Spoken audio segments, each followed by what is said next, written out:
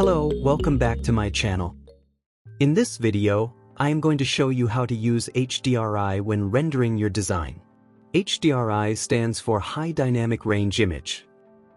It's a technique that used panoramic images to create a realistic 3D scene. HDR images contain both visuals and lighting data for an entire 360-degree environment. When using in 3D rendering, HDRI gives the 3D model realistic illumination and reflections, making the render look like a photograph of the model in real life. The most popular site to download free HDR images is Polyhaven.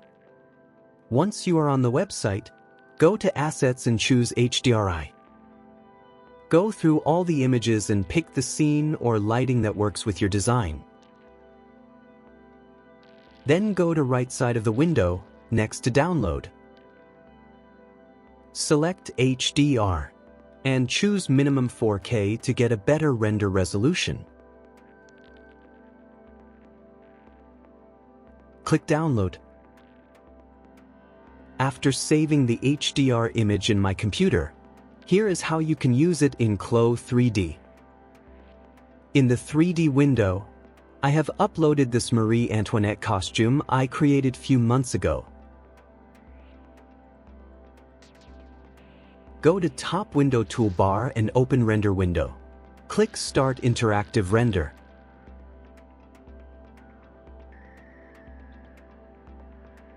Select the image size in Property Editor according to your preference.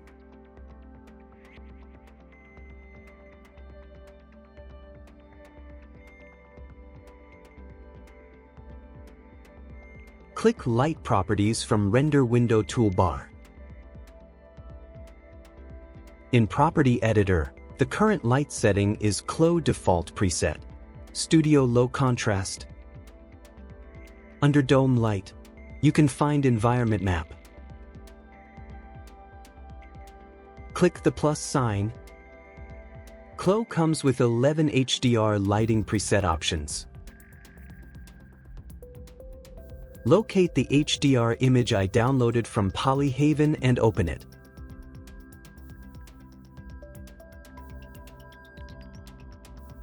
Immediately, you can see the lighting has changed in Render window without any background showing.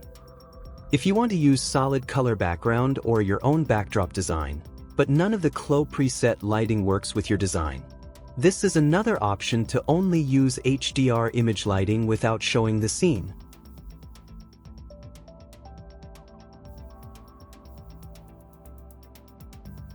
To bring out the background image, under Dome Light, click Show Render. The HDR image will appear in Render window. First thing you will need to do is adjusting the background size. Go to Camera Properties. Find Field of View. Field of view is the area or angle that can be seen through the camera lens. CLO3D preset is 15 degrees. When you increase the number, it will open up the area where the camera can see. However, the higher number you put, the image will start to stretch on the sides as if you are looking through a fisheye lens.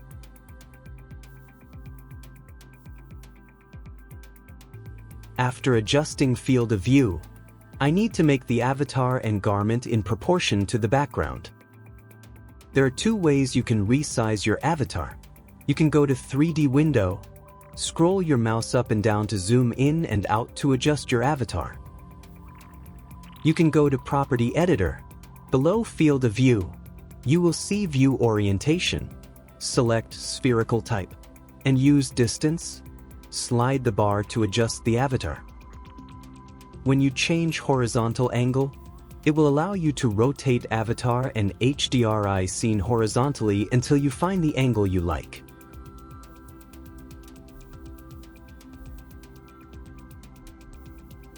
Same thing for the vertical angle, you will be able to move them vertically.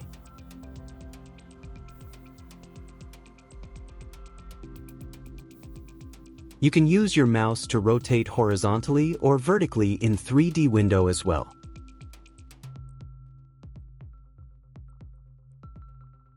If you like the current avatar position and only want to rotate background image, go to Light Properties. Move the light angle bar. This will allow you to move only the HDR image.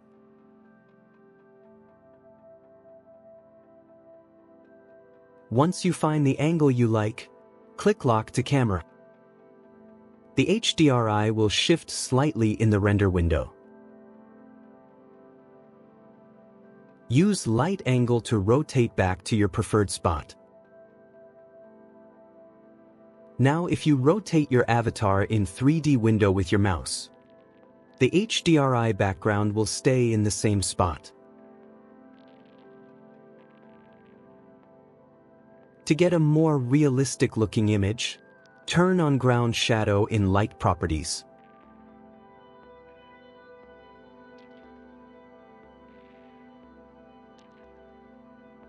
You can adjust light intensity to make the image brighter or darker. Also, you can still use the lighting options in Render Window toolbar to add more lights to your image in 3D window.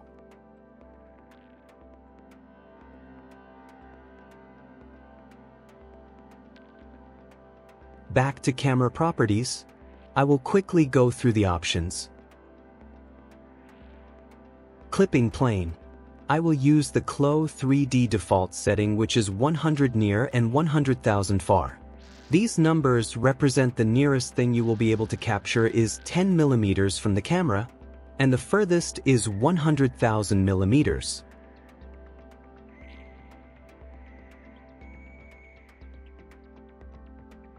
If you click Physical Camera, it will bring out more options. For exposure, unless you are into photography, I will keep them as default setting. White balance is a setting that affects the overall color feel of an image. In CLO, the default color is white itself. If I click on the color icon, use eyedropper to select a yellow tone from the dress. The render image will change to less yellow tone. Because I am telling the camera that the yellowish color I picked is the basis for what should be known as white.